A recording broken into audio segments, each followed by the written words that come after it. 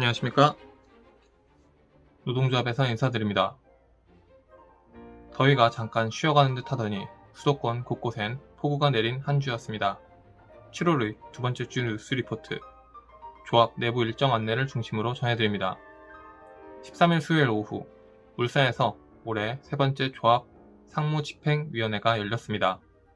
상집위는 조합 업무를 결정하고 논의하는 데 있어 가장 아래 실무 단계로 위원장 이하 사무처 실국장들로 구성되어 있습니다. 제적 11인 중 8인이 참석한 이날 회의에서는 조합 대부와 장학금, 공무직 결의대회 건 등을 논의했습니다.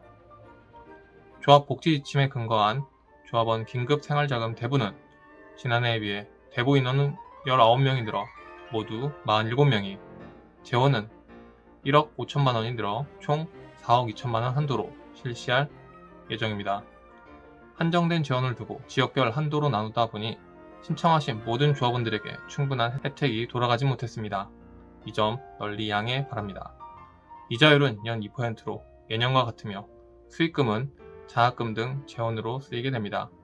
확장된 재원과 더불어 전년과 달라진 점은 대부에 따른 공증비용을 사무처에서 일괄 부담하여 대부 대상 조합원 1인당 실부담 비용은 줄어들게 됩니다. 또한 대부 실행 역시 연 2회로 늘려 1월에도 대부를 실행할 예정입니다. 장학금 역시 조합 복지 지침에 근거해 실시하며 지역 부위원장의 추천으로 선정한 조합원에게 본인 또는 가족의 교육비를 50만 원 한도로 지급하는 제도입니다. 지난해까지 연 총 15명에게 주어졌던 장학금 규모는 사무처 재정복지부의 적극적 수익 활동으로 올해 22명으로 늘어났습니다.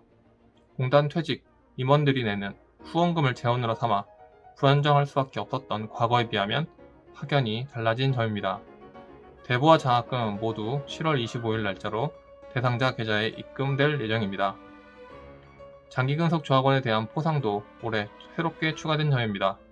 조합 집행부는 정년 퇴직 등으로 조합을 명예롭게 떠나는 선배 조합원들에게 그동안 납부했던 기금액 일부를 돌려드리는 내용으로 공약한 바 있습니다. 지난 대의원 대회에서 개정한 조합 규약에 따라 20년 이상 재직하고 올해 퇴직하는 4명의 조합원분들에게 소정의 기념포상을 실시할 계획입니다. 포상 수여를 비롯해 제34주년 창립을 기념하는 행사는 기념일 7월 25일이 아닌 다음 달 8월 말쯤에 열 계획입니다. 8월 기념식은 지부장들이 모이는 운영위원회와 영리더 워크숍을 함께 가질 예정으로 세부 내용은 다음 주 목요일 열릴 조합 중앙위원회에서 논의를 거쳐 확정될 것으로 보입니다. 조합에서는 오는 7월 말 4년간 지지부진하기만 했던 공무직 이슈를 공유하고 조합원들이 목소리를 직접 듣고 행동할 시간을 가지려 합니다. 조합은 지난 2018년도 8월 3일 비정규직 정규직화 대책에 따라 직원이 된 공무직 조합원들을 사측이 사실상 방치하면서 조합과 취업규칙 제정에 나서지 않고 미합의 상태로 있는 부분을 항의하고 개선을 요구해 왔습니다. 조합은 공무직 관련해 전환 당시부터 지금껏 어떤 합의도 하지 않았습니다. 이번 공무직 결의대회는 지난 4년간 해결을 미뤄왔던 사측에게 주어진 마지막 기회입니다. 조합은 투쟁의 일환으로 사측에 결자 해지를 촉구할 생각입니다. 다음 주 하반기 전보에 따른 조합 집행부 보궐선거가 예정되어 있습니다. 지부장 3인 등 공석이 된 대의원, 회계감사 등 조합 규약에 따라 6개월 이상 임기가 남은 조합 직책이 그 대상으로 연직으로 인해 1인 공석이 된 본조 회계감사는 임기 중 현 1인 체제로 보궐선거를 실시하지 않을 예정입니다. 지부 교부금은 지부장이 있어야만 지급이 됩니다. 따라서 임기가 내년 2월까지 예정된 지부장 3자리는 반드시 선출돼야 함을 안내드립니다. 조합은 이번 주 큰 걸음을 위해 잠시 숨을 고르는 시간을 가졌습니다.